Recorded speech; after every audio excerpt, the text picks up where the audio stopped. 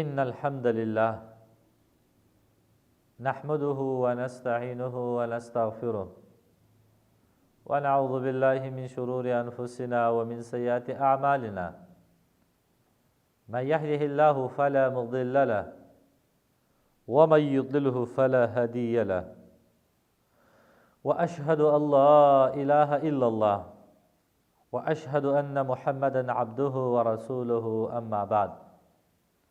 محترم عزتمندو مسلمانانو ورونو، زمونږ درس دې کې شروع چې هغه لوښي او هغه سامانونه چې هغوی ته د سرو یا سپینو اوبه ورکړل شوي او رنګ ورکړل شوي وي، د داسې لوښو استعمال په شریعت کې څه حکم لري؟ نو مخکې مونږ دې باره کې تفصیل کړی و چې دوه مذهبونه او دوه آرا چې دي هغه جمع کیږي. یو رایه د اباحت او دویم رایه د حرمت.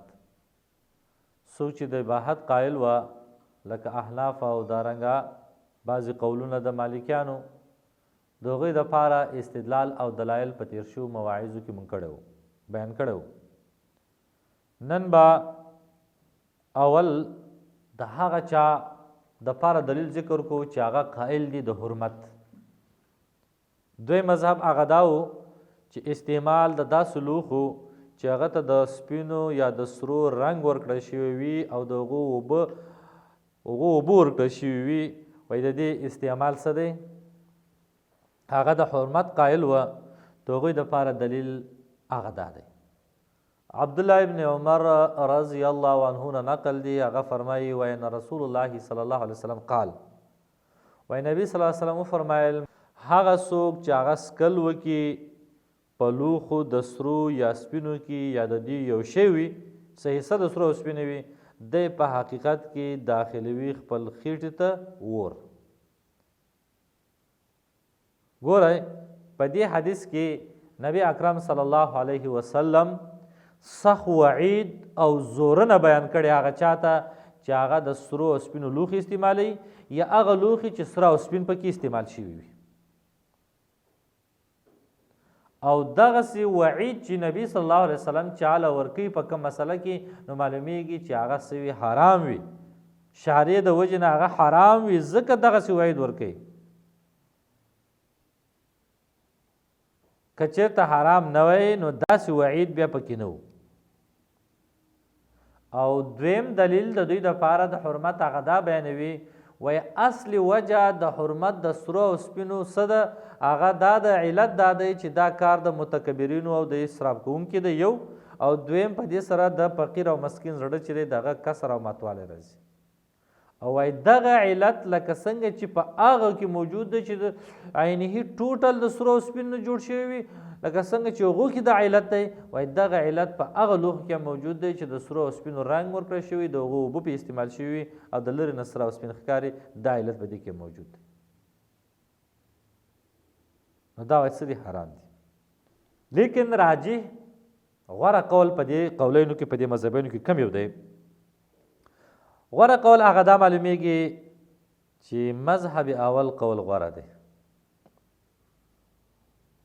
کله چې داسې لوښي چې کې سرو یا سپینو رنګ ورکړل شوی، د هغو اوبه ورکړل شوي وي، نو لږ غوندې د دې استعمال جایز دی.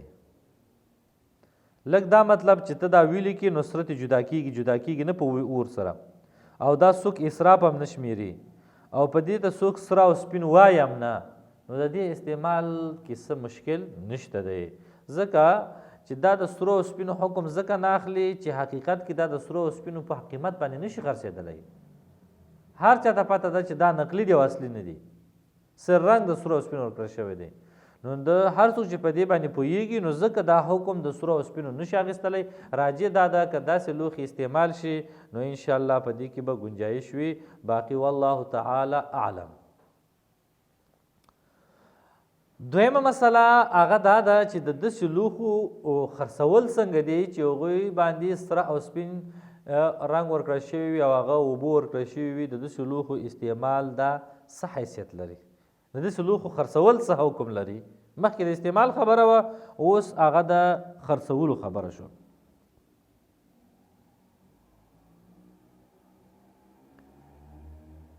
کله چې د فقهاو کتابونو ته مراجعه ورکړه شي، نو د فقهاو کتابونو کې د دې خبرې تصریح نه ده ذکر شوی چې داسې لوښي خرڅول څه حکم لري. لیکن کله چې وکړی شي هغه نظر وکړی شي هغه مسلې ته چې استعمال د لوښو څنګه دی، استعمال جایز دی که نه جایز، نو د هغه نه خپله دا خبره معلومیږي چې خرڅول جایز دي او که نه دي جایز.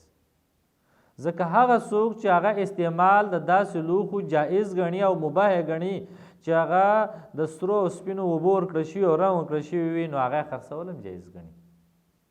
او هغه څوک چې د داسې لوښو استعمال جایز نه ګڼي، مباح نه ګڼي، نو د هغو په نسبت باندې بیا بیع او خرڅول هم څه دي، مباح او جایز نه دي. نو بنا په دغه باندې موږ ویلی شو چې مذهب حنفي دا دی چې هغه وایي د داسې لوښو خرڅول دا جایز دي. د داسې سامانونو خرڅول هغه جایز دي چې د سرو یا د سپینو اوبو ورکړل شوي وي او دا لږ غوندې وي، او د وایي ځکه چې د دې اثر نشته، دا اصلا ټوله تابع دي، د بل شي هغه اصل چې شی و دا د هغه تابع دي. لکه د هغو په استعمال کې هم د حنافو دا خبره وه. او مالکیان چې د هغه قایل د حرمت د بیع د داسې لوښو، هغه وایي داسې لوښي خرڅول چې دی دا څه دي، دا حرام دي، ځکه چې دیو استعمال حرامو دغو په نسبت باندې. نو چې استعمال حرامو نو خرڅول هم څه دي، وایي حرام دي. او مذهب شافعي هم د اباحت قایل دی، هغه وایي چې داسې لوښي خرڅول دا مباح دي، ځکه چې استعمال مباح و. او هر چې حنابله وه، نو حنابله کې چونکې په استعمال کې اختلاف و، نو په بیه کې چې دی هغه هم اختلاف شته، چې یو قول د جواز دی او دویم قول هغه د عدم جواز. نو کله چې موازنه وکړه شي، نو په دې خرڅولو د داسې لوښو کې چې د سرو او سپینو رنګ ورکړل شوی وي، دا پکې استعمال شوي، نو هم دې کې دوه مذهبونه راښکاره کېږي. مذهب حول دا حلال ګڼي بیه د دې د هغه لوښو د هغه سامانونو چې د سرو او سپینو رنګ ورکړل شوی وي، وایي دا لږ دی او دا اصل چې دی د اصل تابع دی، اصل سره نه دی، نو ځکه وایي دا څه دی، دا مباح دی. لکه دا قول د احنافو شو، په مالکیانو کې دا ابن عبدالسلام شو، او دارنګه د شوافیو شو، او یو قول د حنابلو شو. مذهب ثاني چې دی هغه دا فرمایي چې نه، د دې خرڅول څه دی، دا حرام دي، نه به خرڅوئ. لکه دا د مالکیانو قول شو، او صحیح قول د حنابلو هم دا شو. دلایل د دوی دواړو جانبین نه هغه دلایل دي چې کوم د استعمال متعلق دلایل وه. چا چې استعمال جایز ګڼي کم دلایل یې ویلي وو، نو هغه د خرڅول هم جایز ګڼي، هم هغه دلایل ورته وایي. چا چې استعمال حرام ګڼلی وو او خرڅول چې د استعمال حرام ګڼلو، نو هغه او کم دلایل وړاندې کړي وو، هغه یې خرڅول هم حرام ګڼي او هغه دلایل وړاندې کوي. لیکن راجع په دې خرڅولو کې هم هغه مذهب اول دی چې هغه اسباب او هغه سامانونه او هغه لوښي چې هغو ته د سرو یا د سپینو رنګ ورکړی شوي وي، د هغوی خرڅول دا جایز دي، څه ممانعت نشته، ځکه دا سره او سپین معمولي غوندې دي، د دې څه اثر نشته دی، او نه هم د دې هغه قیمت شته چې کوم د اصلي د سرو او د سپینو قیمت وي. دا مسله ختمه شوه. دویمه مسله یا بله مسله، حکم د اتخاذ خاتم و ساعة الذهب، د سرو ګوته جوړول او د سرو ساعت د سړو دپاره او د دې استعمال. د هر څه نه مخکې دا خبره د زنانو دپاره سره زر استعمالول د زینت دپاره، که ګوته تی جوړ کړي، که ګړۍ تی جوړ کړي، ساعت تی جوړ کړي، که بل څه تی جوړ کړي، دا بل اتفاق جایز خبره ده، دې کې د چا اختلاف نشته. پاتې شو د دې سرو ګوته یا ګړۍ ساعت جوړوله د نارینهو دپاره او د سړو دپاره د دې استعمال څنګه دی او دا څه حکم لري. نو دا خبره ذهن کې کېنول پکار دی چې فقها د حنافو، د مالکیو، د شوافیو، د حنابلو، د دې ټولو فقها په دې باندې قایل دي چې تحلی او زینت حاصلول د سړو دپاره په سرو باندې دا حرام دی، ځکه تحالي او زینت حاصلول په سرو باندې دا خاص دی په ښځو پورې. د دې وجه نه چې دا سره داسې جوړ کړی شي چې دا اغوستل کېږي او نارینه یې استعمالوي، نو د دې استعمال چې دی او د دې اغوستل او د دې استعمال دا حرام دی. چې حرام شو خرڅول هم حرام شو نارینهو دپاره. لکه ګوتې لپاره د سرو زرو، هغه ګوتې چې هغه خاص جوړې شوي د نارینهو دپاره، د دې اخیستل هم حرام دی او دارنګه د دې استعمال هم سره حرام دی. نو ځکه مذهب حنفي په دې کې دا دی، هغه وایي تزیین بذهب بنسبت الرجال دا مکروه دی. یو نارینه په سرو باندې زینت حاصلوي، دا د یو نارینه یو سړي دپاره دا مکروه دی. که هغه ګوته جوړولې ګوتمه، که هغه ګړۍ په لاس کولې د سرو، یا د دې امثال داسې کړۍ لاس ته اچول دي، یا غاړه کې زنځیر اچول دي، دا ټوله چې دي هغه مکروه دي نارینهو دپاره. او د احنافو دا قول په بدایع الصنایع کې ذکر شوی دی. هغه فرمایي وایي مکروه دي سړو دپاره تزیین او ښایستهوالی په سرو باندې لکه ګوته یا د دې امثال نور د زینت شیونه. دویم دی مذهب مالکی. مالکیان هم قائل دي د عدم جواز د ګوتې جوړولو د سړو دپاره په د سرو، او دارنګه نحاس او وسپن او حدید دا هم منع ګڼي، ځکه هغه کې هم نښه د سرو شته دی. دا خبره د مالکیانو په مواهب جلیل کې ذکر شوی. هغه فرمایي مسأله تختم بالذهب، وایي مسله د ګوتې جوړول د سرو، بیا وایي چې دا څه دی. دارنګه تختم بالنحاس، تانبه والحدید وسپنه وغیره، وایي لا یجوز، دا جایز نه دی. سره دا خو جایز نه دی. البته مسمار بذهب لکه نحاس او حدید وغیره هغه څه حکم لري؟ وایي هغه هم څه دي، هغه مکروه دي. او دا اچول په لاس کې یا په ګوته باندې کول دا وایي ټیک نه دي. دا مالکیونه هم دا کراهیت نقل دی، هغه دا مکروه ګڼي. بلکې مالکیان دا تصریح کوي چې ان تختم بذهب للرجال لا يجوز. تختم ګوته جوړول د سړو دپاره دا جایز نه ده. او ځکه وایي چې عام د نس نه معلومیږي چې دا د زنانو پورې خاص دي. سره استعمالول د تحالي او د زینت دپاره دا حقیقت کې د نساو دپاره خاص دی په دې امت کې، او د سړو دپاره چې هغه دا جایز نه دي. او مذهب شافعي چې دی هغه هم دا حرام ګڼي لپاره د سړو چې کله سړي په سرو سره زینت حاصلوي، وایي د دې حرمت منصوص علیه دی. په شرع کې دا حرام ګرځولی دي. نبي صلی الله علیه وسلم فرمایلی دي چې دا نبي علیه السلام سره او ریخم په یو لاس کې ونیوله، وی فرمایل چې دا دواړه حرام دي زما د امت په نارینهو باندې او حلال دي لپاره د زنانو. او دغه قول دا شوافیو هغه په مغنی المحتاج کې ذکر شوی دی. هغه کې دا راځي وایي د نارینهو دپاره حرام دي هغه ګیڼې د سره او سپینو حلي د سرو اگر که په آلاتو او په اسبابو د جنګ کې استعمال، ټوپک خوله د سرو جوړ کړي دم ټیک نه نارینهو دپاره. او مذهب حنبلي دا دی هغه هم قایل دي حرمت د تختم للرجال من الذهب، د سرو ګوتو جوړول د نارینهو دپاره. حنابله هم دا وایي چې دا څه دي، دا حرامه ده.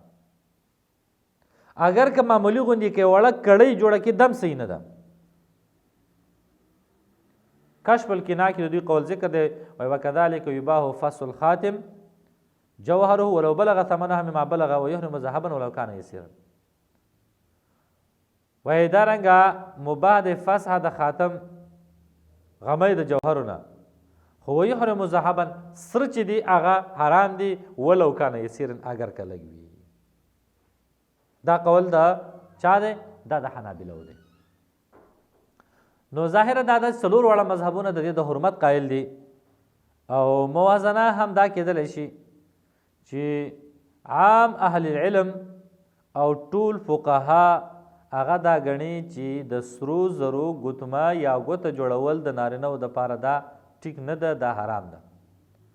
او مباح ده لپاره د نساء د زانو دپاره او جمهور اهل علم او فقهاو د دین تعبیر په حرمت سره کړی دی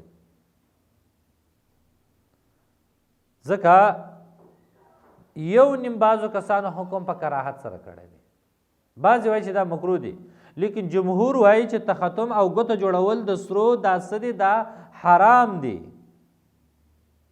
د دې وجې نه اهل علم فرمایي چې کوم چا قول د کراهیت کړی کیدای شي د کراهیت نه مراد کراهیت تحریمي مراد دی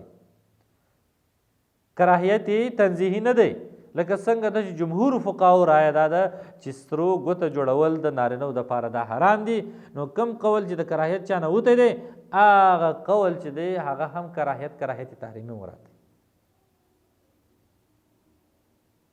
نو تختم او ګوته جوړول د سرو دا په شریعت کې حرام وګرځول شو په نیز د ټولو فقهاو باندې دلایل د حرمت یې څه دي دلایل د حرمت چې دي هغه ډیر دي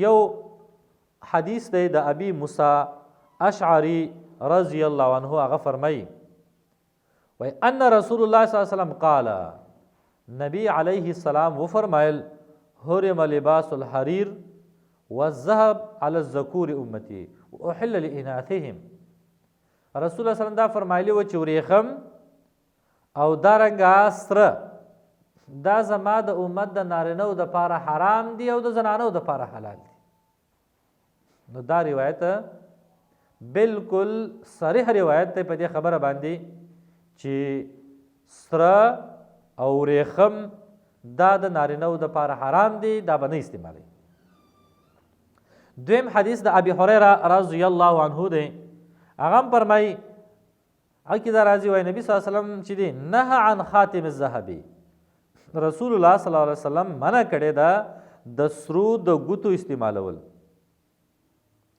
دارنګه بل حدیث د عمران ابن حسین رضی الله عنه دی هغه هم فرمایي نهى رسول الله صلی الله علیه وسلم عن التختم بالذهب نه کړی رسول الله صلی الله علیه وسلم د تختم او د ګوتې استعمالولو د سرو